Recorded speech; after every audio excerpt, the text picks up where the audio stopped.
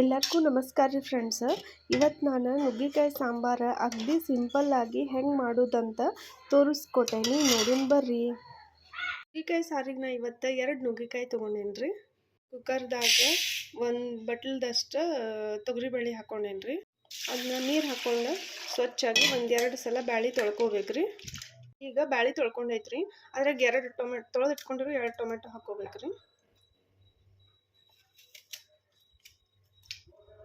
ಒಂದು ಸ್ವಲ್ಪ ಅರಿಶಿನ ಹಾಕ್ಕೊಂಡು ಬ್ಯಾಳೆ ಕುದಿಸ್ಕೊಂಡು ಇಟ್ಕೋಬೇಕ್ರಿ.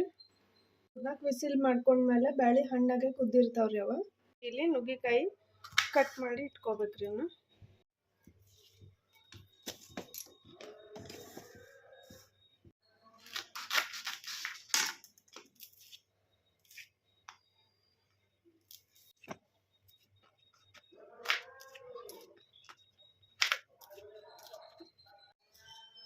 ಹಿಂಗೆ ಸ್ವಚ್ಛಂಗೆ ತೊಳ್ಕೊಂಡ್ರಿ ಒಂದು 5 ನಿಮಿಷ ಕುದಿಸಿ ತಗೋಬೇಕ್ರಿ.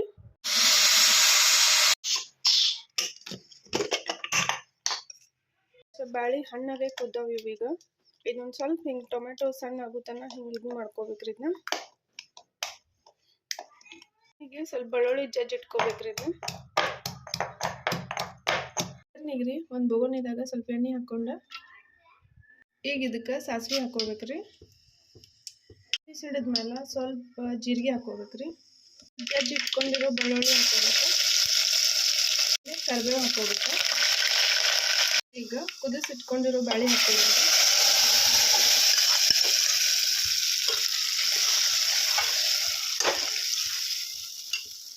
ಇದ ಕುಕ್ಕರ್ನಾಗ ಸ್ವಲ್ಪ ನೀರು ಹಾಕೊಳ್ಳೋಂಥದಕ್ಕೆ ಕುದಿಸಿಟ್ಕೊಂಡಿದ್ದು ನುಗ್ಗೆಕಾಯಿ ಹಾಕೊಂಡ್ರಿ. ಖಾರದ ಪುಡಿ ಹಾಕೊಳ್ಳೋಣ, ಎಷ್ಟು ಬೇಕಲ್ರಿ ಅಷ್ಟು ಉಪ್ಪು ಹಾಕೊಳ್ಳೋಣ. ನೋಡ್ರಿ ನೆನೆಸಿಟ್ಕೊಂಡಿದ್ದು ಹುಣಸೆ ಹಣ್ಣಿನ ರಸ ಹಾಕೊಳ್ಳೋಣ ಅಂತ. ಆಮೇಲೆ ಸ್ವಲ್ಪ ಬೆಲ್ಲ ಹಾಕೊಳ್ಳೋಣ್ರಿ.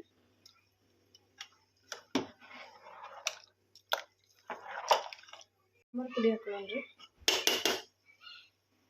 ಗರಂ ಮಸಾಲ ಹಾಕೊಳ್ಳೋಣಂತ್ರಿ. 10 ನಿಮಿಷ ಹಿಂಗೆ ಚಲೋ ತಂಗ ಹಿಂಗೆ ಕುದಿಸ್ಕೊಂಡು ಬಿಡ್ಬೇಕ್ರಿ. ಇದನ್ನ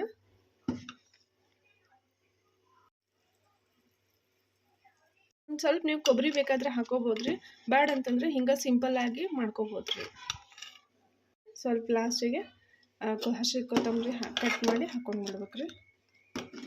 ಈಗ ನಮ್ಮ ನುಗ್ಗೆಕಾಯಿ ಸಾಂಬಾರು ರೆಡಿ ಆಗೈತ್ರಿ.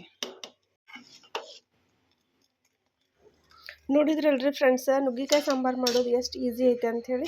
ನೀವು ಟ್ರೈ ಮಾಡಿರಿ ಫ್ರೆಂಡ್ಸ. ಹಂಗೆ ಒಂದು ಲೈಕ್ ಮಾಡಿರಿ, ಶೇರ್ ಮಾಡಿರಿ, ಕಮೆಂಟ್ ಮಾಡಿರಿ.